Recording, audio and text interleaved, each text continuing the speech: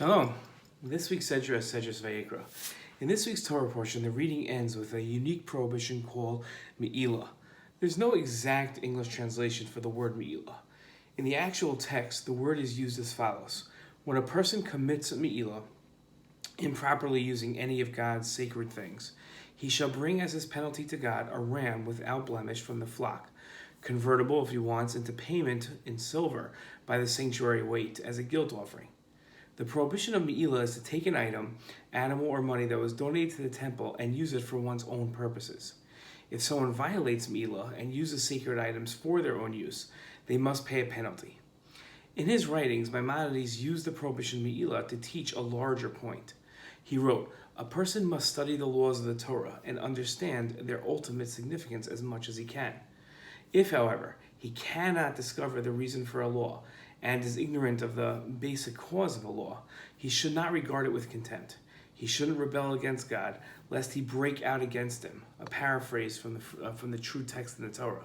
He must not think about the Torah as he thinks about secular matters. Maimonides continued, "Consider, for example, how strict the Torah is in regard to Meielah, our prohibition from our parsha. If wood and stones, earth and ashes became sacred as soon as the name of the eternal Lord was put on them by a donation, and anyone who put them to secular use committed sacrilege and required atonement even if he acted unwittingly, how much more should man take care not to regard with contempt the laws which God wrote down for us, simply because he doesn't understand their reason? One must not impute to God things that are not right, nor regard the mitzvos as he would secular things. It is indeed written in the Torah, 'You shall faithfully observe all my statutes and my laws and do them.' The sages interpret this verse to mean that we must observe and do the mitzvot just as well as the laws. What performance denotes is known, namely, one must do the statutes. Observance, on the other hand, means that one should be careful about them and not imagine that they are less important than the laws themselves. The laws are duties, the reason of which is obvious, and the benefit derived in this world from doing them is known. For example, the prohibition against robbery and murder, or the mitzvah of honoring your father and mother. The statutes are precepts, the reasons of which are not known, such as the prohibition against eating pork, and that against mixing meat and milk.